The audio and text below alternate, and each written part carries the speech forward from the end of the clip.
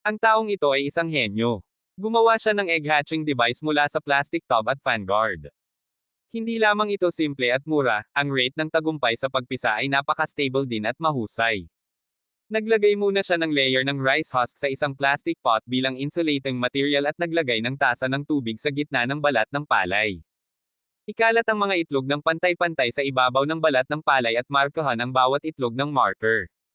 Ang role ng mga marker ay ipapakita sa ibang pagkakataon. Kung gusto mo ang mga ganitong video pa-share, like and follow for more videos. Kapag nagawa na ang mga marka, maglagay ng fan protector sa ibabaw ng plastic tub. Ipares ang base ng bombilya at puting hinabi na bombilya. Ang base ay dumadaan sa butas sa gitna ng tagapagtanggol. Ay screw sa bombilya. Ay konekte ang kabilang dulo ng power cord ng bombilya sa isang thermostat. Ay wrap ang koneksyon gamit ang protective tape. Susunod, ay konekte ang isang power cord na may plug sa thermostat. Kapag nakakonekta na, makokontrol ng thermostat ang bombilya. Ang temperatura ay sinusukat ng probe ng controller. Ang temperatura ay nakatakda sa pagitan ng 37.2 at 37.9.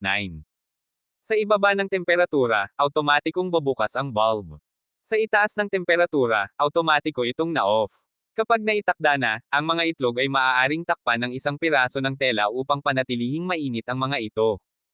Pagkatapos ay iikot mo ang mga itlog ng 3 beses sa isang araw. Ang mga marka sa mga itlog ay maaaring gamitin upang makatulong na makilala ang pitik na bahagi at iba pa. Pagkatapos ng 20 araw ng pagpapapisa ng itlog, may ilang sisiw na lumabas sa kanilang mga shell. Ang ibabaw ng mga shell ng mga itlog na hindi pa lumalabas ay lahat ay nakapakout mula sa loob. Ngayon ay ilagay muli ang takip at ang tela at ipagpatuloy ang pagpapapisa. Sa susunod na araw, magugulat kang makakita ng isang palayok na puno ng mga sisiw. Sa puntong ito, maaari mong ilipat ang mga sisiw sa isang bagong pugad. Kaya ano sa palagay mo ang simple at epektibong paraan ng pagpisa?